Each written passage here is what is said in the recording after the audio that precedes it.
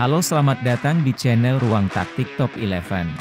Di video kali ini, kita akan bahas bagaimana cara membangun tim kuat, agar mampu bersaing dengan lawan yang mempunyai mutu lebih tinggi, versi Ruang Taktik Top 11. Sebelumnya jangan lupa like, subscribe, komen, dan share video ini, agar channel ini bisa berkembang. Lalu bagaimana cara membangun tim yang bagus, serta apa saja yang harus kita persiapkan sebelum pertandingan? Let's go, kita bahas sama-sama.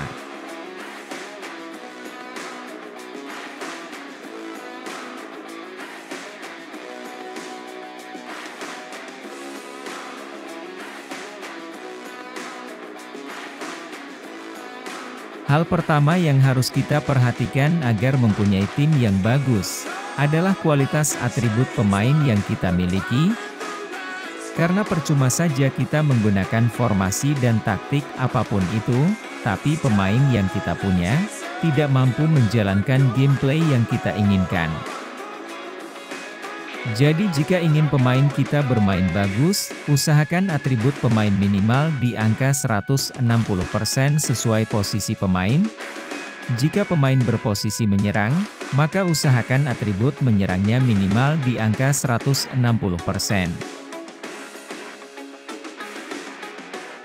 Jika pemain berposisi bertahan, maka usahakan atribut bertahannya juga 160%.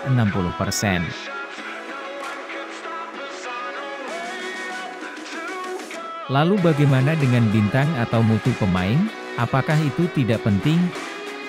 Jawabannya adalah, bintang atau mutu pemain itu juga penting. Jika kita bisa menggabungkan antara kualitas atribut pemain 160% ke atas, dan mutu pemain juga tinggi, maka pemain seperti ini bisa dikatakan sebagai pemain yang sangat berkualitas.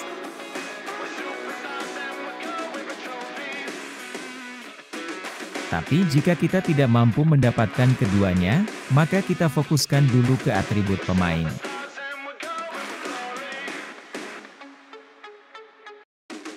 Kenapa atribut pemain minimal harus 160%?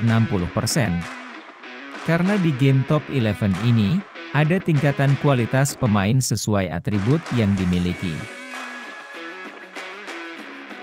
Rodri mempunyai 163% kemampuan dalam bertahan untuk level klubmu. Dia mempunyai level legenda dalam bertahan, yang merupakan level tertinggi yang ada.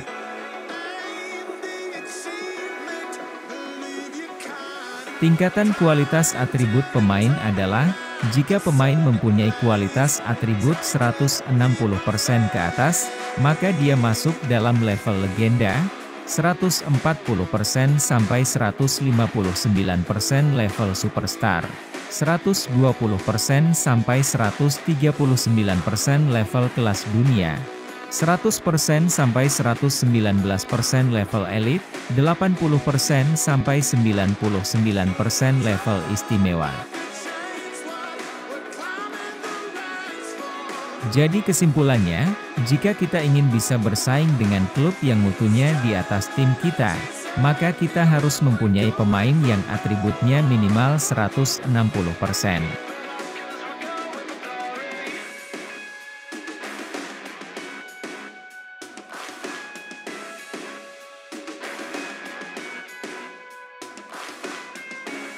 Walaupun gaya main terkadang tidak sesuai dengan ekspektasi, atau tidak sesuai dengan deskripsi yang tertera, seperti gelandang jangkar tapi sering maju ke depan, atau bek sayap tapi jarang maju membantu serangan, tapi tetap saja pemain yang mempunyai gaya main, adalah pemain yang bisa dianggap mempunyai skill pasif, dan sedikit lebih unggul dibanding pemain yang tidak mempunyai gaya main di level yang sama.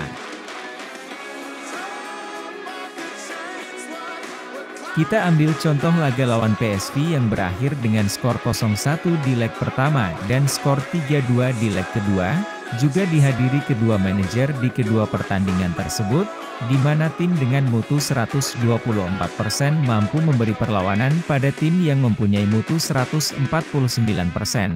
yang jika dikalkulasikan selisih mutu kedua tim adalah 25%.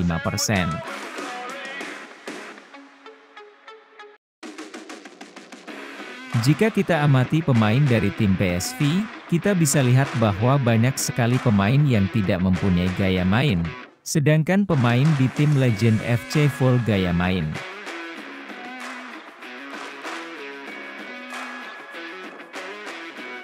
Itu bisa sedikit membuktikan, jika pemain yang mempunyai gaya main bisa lebih unggul dibanding pemain yang tidak mempunyai gaya main.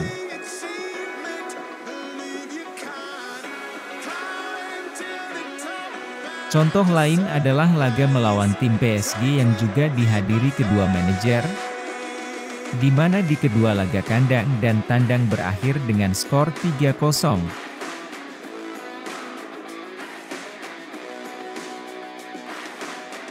Pemain dari tim PSG ini juga banyak yang tidak mempunyai gaya main, ditambah lagi beberapa pemain atributnya belum menyentuh angka 160%.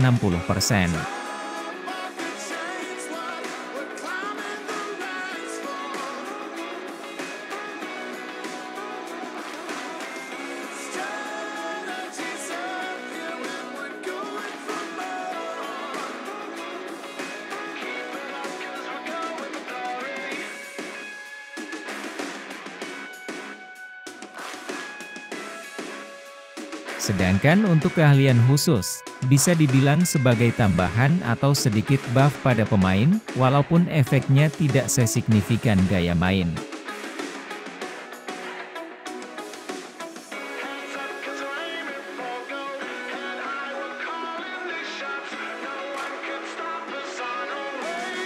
Bicara tentang persiapan sebelum pertandingan, pasti tidak lepas dari latihan, kondisi fisik dan moral pemain.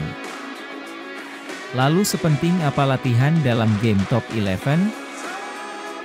Sekilas kita coba amati pertandingan antara Legend FC versus Romania ini, dari segi komposisi pemain.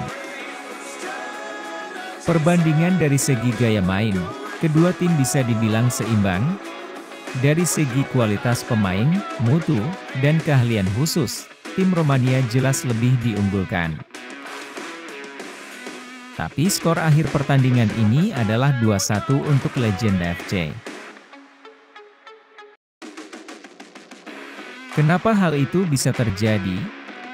Dilihat dari waktu pertandingan sekitar jam 1 siang, ditambah ketidakhadiran manajer saat pertandingan berlangsung, ada kemungkinan tim Romania tadi belum melakukan sesi latihan, dan hal itu bisa menjawab seberapa pentingnya latihan, agar tim kita bisa meraih hasil maksimal. Sedangkan untuk cara latihan harian, sudah pernah saya bagikan di video sebelumnya.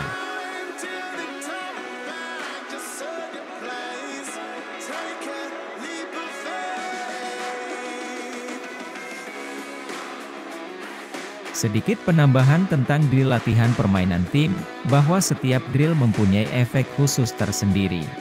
Sebagai contoh drill program kondisi, di mana ada keterangan, ketika stamina dan kelincahan meningkat, timmu akan menunjukkan tingkat intensitas yang luar biasa di lapangan.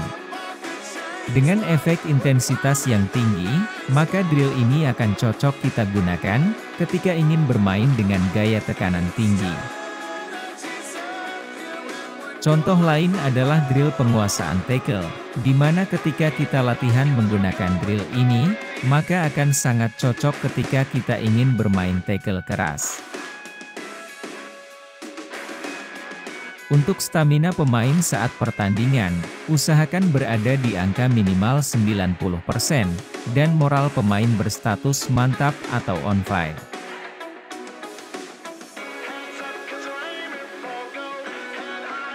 Sekarang yang menjadi pertanyaan adalah, ketika kita sudah membangun tim sebagus mungkin, dan melakukan persiapan pertandingan sebaik mungkin, tapi masih kesulitan melawan tim yang mutunya di bawah tim kita.